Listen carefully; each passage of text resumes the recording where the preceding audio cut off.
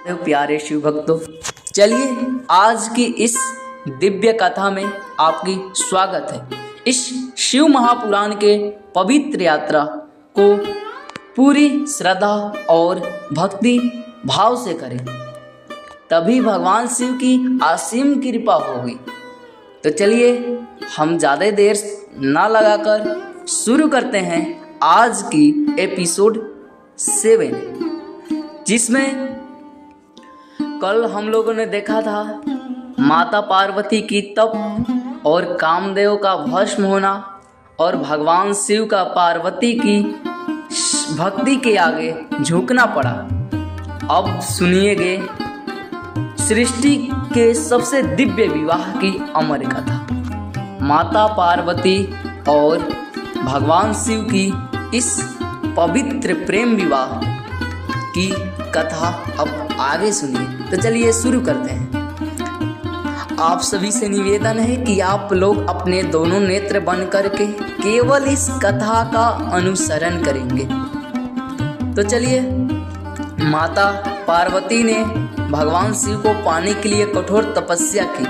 भगवान शिव ने उनकी परीक्षा ली, उनकी भक्ति की परीक्षा ली, उनकी मानववृत्ति की परीक्षा ली, उनकी आत्मा की परीक्षा ली। ब्रह्मांड रूप में आकर खुद उनकी निंदा की।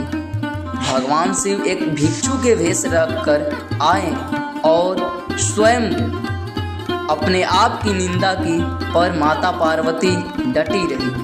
अंततः भगवान शिव ने प्रकट होकर कहा, हे पार्वती, तुमने मेरी सच्ची भक्ति और प्रेम का प्रमाण दिया। अब मैं तुम्हें अपनी अर्धांगिनी के रूप में स्वीकार करता हूँ।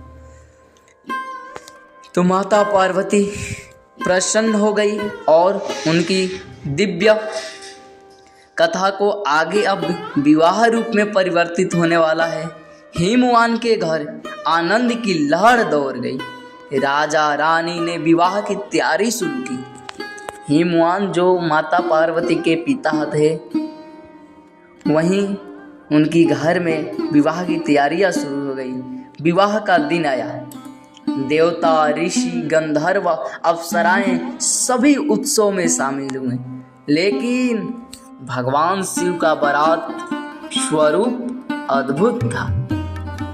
भगवान शिव के बारात में भूत, प्रेत, पिशाच, नाग, योगी, गण और स्वयं शिव भस्मधारी, सिर पर जटाए, गले में सर्प और पूरे शरीर में भस्म से लिपटे हुए हमारे भगवान शिव ऐसे विवाह करने गए थे। जब रानी मैना ने बारात देखी तो उनके मन में खुशी की लड्डू फूटने लगी। आगे सभी लोग, इस पूरी सृष्टि ने इस पवित्र विवाह को देखने का सौभाग्य मिला। तब उस समय भगवान शिव का विवाह अद्भुत था।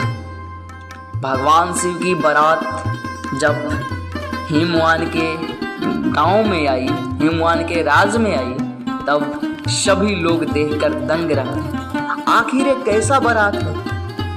इसमें भूत है, पिशाच है, प्रेत है, नाग है, गण है और योगियों हैं। सिर पर जटाएं, स्वयं जो दुल्हा राजा हैं उनके गले में सर्प है, शरीर पर भस्म लिपटा हुआ है। सभी लोग अपने अपने घरों में भागने लगे, बच्चे डरने लगे और यह अद्भुत बारात और ही अद्भुत बन गई थी। यह बारात जब माता पार्वती के दरवाजा पर पहुंची, तब रानी मैना ने शिव को बारात में देखी तो घबरा गई। उन्हें यह समझ ही नहीं आया कि यह कोई विवाह है या कोई तांडव। पर माता पार्वती ने मुस्कुराई और कहा, यही है, मेरे प्रभु हैं, भोलेनाथ हैं, सादगी और सत्य का स्वरूप हैं। फिर विधि पूर्वक माता पार्वती और भगवान शिव का विवाह होगा। ब्रह्मा जी ने स्वयं विवाह में पुरोहित बने थे, विवाह मंत्र पढ़े। और भगवान विष्णु ने स्वयं कन्यादान किया। यह विवाह केवल दो शरीरों का नहीं, भगवान शिव और माता सती का मिलन था, जिससे सृष्टि की गति फिर से संतुलित हुई। तो मेरे प्यारे श्रोतागण, कथा का सार यही है।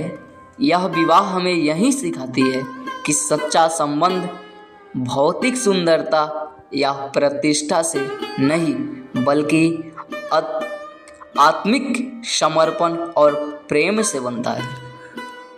समर्पण और प्रेम से ही सच्चा संबंध बनता है।